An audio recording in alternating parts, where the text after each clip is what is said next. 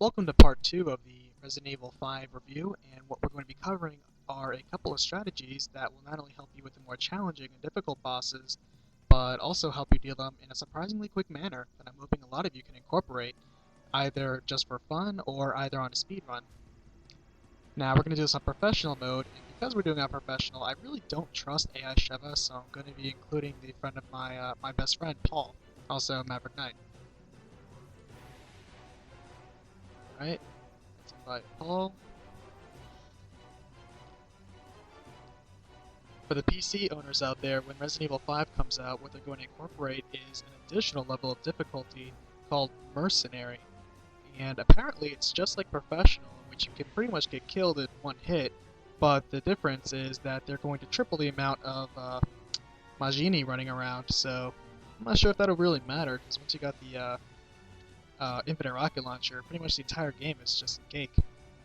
Now this is Ndesu, and a lot of people have difficulty with this guy, but he's actually pretty easy for the most part in all aspects except for the boulder throw. I'm sorry, but I have no idea how to take care of that boulder. But all you have to do is just start wailing on his face, he just starts blubbering around. Do that enough times, and obviously the first set of blockers comes out. If you have a good friend who has decent aim, have him take care of. I suggest splitting up left and right. As you can see, I blew up that barrel there, mostly to interrupt him, because he's pretty much going to go and reach for a boulder. Any of the quick time events he sends your way are a godsend, because that will allow you to cool down your vents. Somebody's throwing Molotovs at me. When he lifts up his foot, shoot the bottom of his foot. That'll cause him to stop. When the big one comes out, notice the big white bulbous part? Just start aiming for that. That's pretty much the guaranteed part that'll hurt him. Alright. Let's take care of these little irritating guys over there. He comes in, he lifts his foot, shoot for the foot. Alright. He's about to hammer down on you. Aim for... ouch! Oh, missed that. Okay, I was supposed to aim for his upper body, preferably his head, but obviously he missed that. It took a huge amount of health down. I mean, this is professional, it's to be expected, right? Okay. I'm gonna interrupt him. Shoot the Molotov guy there. Quick time event. Oh god, I don't know if I'm gonna survive this. I'm gonna get pretty close. Quick time event. We're getting lucky here. As long as he doesn't throw a boulder, we'll be fine. Like I said, aim for the upper body. That'll interrupt his little double-handed overthrow. The foot, interrupt.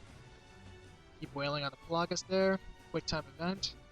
I mean, if you just keep the rhythm up, he doesn't have too many attacks, but you can pretty much telegraph him pretty easily, so you have a good chance of interrupting them. Except for, like I said, the boulder. But good luck with that. Most people recommend shooting the boulder at his feet as soon as he lifts it up, but to be honest, I've never had success. Boulder pretty much spelled death for me. Alright, this tree, it's pretty much quick time events, and when he lifts it over his head, just shoot the top area of his body, like his head or his chest, and that'll interrupt him. I think I missed it, but my partner was pretty good. Alright, second part, like I said, aim for the white bulbous part, and that's pretty much the area that will do the most damage to him. Like I said, quick and easy. Alright, the next section is pretty much going to focus just on Wesker. As you may imagine, rocket launcher is the way to go, but it's not just having a rocket launcher that'll matter. It's about when to shoot the rocket launcher. Now he's going to do blah blah blah, kicks you through the door. As you know, there's usually the cat and mouse game in which you have to make him lose line of sight of you, and then peg him in the face and do a combo on him, whatever. But believe it or not, the first time he loses line of sight of you, walks around the corner, get your rocket launcher out, wait, fire, he's going to catch it like he does later, blow it up in his hands, and yep, once he says self-righteous fools, that's pretty much it. Don't interrupt him, and he's going to run away like the little pansy he is, and that's it. You'll get that, you'll get the bad blood achievement, and that's pretty much it. Now, for Wesker Ouroboros, there's a couple ways you can actually go about him. You go the traditional way, which is the long, convoluted way, which involves Chris uppercutting a boulder. But if both of you are pretty well armed, as soon as he opens up his weak spot in the beginning, take aim with a rocket launcher, fire, And that's it. You bypass that entire section. You don't have to do chase, shove a dangling off a ledge. You'll pretty much take care of that instantly. But in case you do feel like going through the traditional way, there's also a little bit of a faster way that, in my opinion, is kind of like the alternate ending to the game. In case you don't feel like being a pansy and just picking his weak spot in the back with your firearms. At the very end section, when you and him and Chris duel at the top, he's gonna walk around, flail his arms like Kermit. Little tentacle attack. Alright. Personally, I love the way of finishing Wesker. It's fast and it's flashy.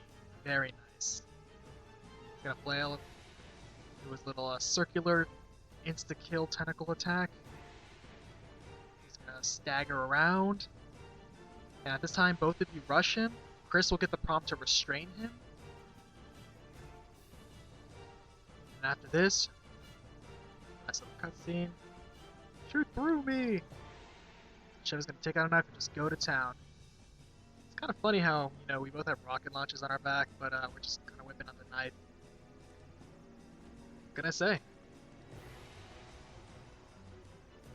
Quality knife there.